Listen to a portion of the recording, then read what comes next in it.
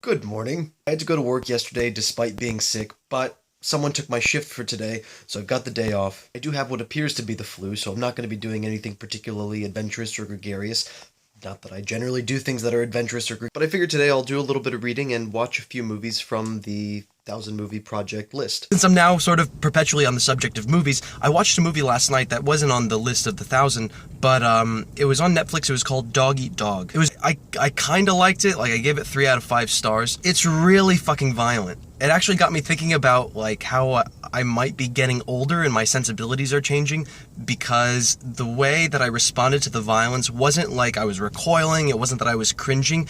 The word that comes to mind to describe how I felt about it was upsetting. I mentioned in one of the essays that I wrote for the website that, like, several months ago I went and I saw a movie called Green Room by Jeremy Saulnier. I really, really loved it, but while I was sitting in the theater, I was also sort of slinking down in my seat like, oh my god, I hope this ends. Because it was so fucking brutally violent. I don't know if it's that I'm becoming more squeamish or more sensitized the older I get, and I guess the better acquainted I become with people who have suffered similar hardships to those being depicted on screen. I've been at Panera for about an hour, and I just reached the 50-page mark of Gravity's Rainbow.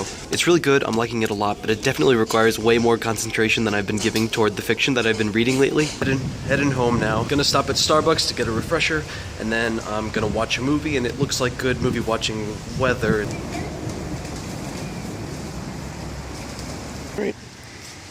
Alright, inside. Go inside.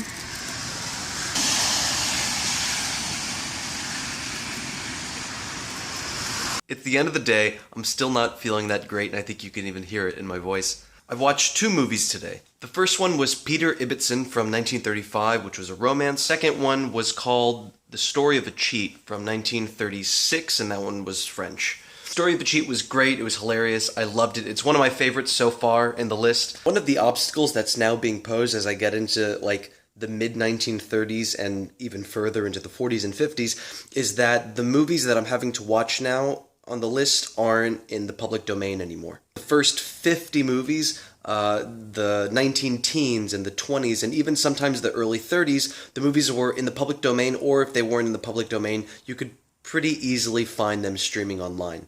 Now, however, I have to resort to paid streaming services. I'm not being endorsed by Filmstruck or anything. This is not like a paid advertisement or whatever, but I just really want to talk about it because I would hate to see it go away. Filmstruck is a new streaming service that is a collaboration between Turner Classic Movies and the Criterion Collection. Even though I've known what the Criterion Collection was, for some reason I only saw a Criterion DVD for the first time in my life like 3 months ago when I, working on the project. Criterion really does make a serious difference in what you're watching. Not only like the picture quality is it like the best that it can be, also the sound quality, and generally there are special features that like really illuminate what you're trying to watch. One of the few remaining movies from the first 100 in the list is called Zero for Conduct. It's French, it's like 40 minutes long, and it's available on YouTube. Right now it's like 11:30, and I thought I might be able to watch it before going to sleep, but this cold is really wearing me out, so I'm just going to take some NyQuil and knock out. Today was productive. I watched 2 movies off of the list, and I watched a 3rd movie while I was eating dinner, something on a documentary on Netflix called Eric Strongman. It's really good. It's about some very obsessed and determined guy's effort to be the strongest man in the world. I recommend it if you're into that kind of thing. So that's it for today. I've got the day off from work tomorrow to continue recovering, and hopefully I'll watch some more movies and keep you posted. Once again, thanks for watching.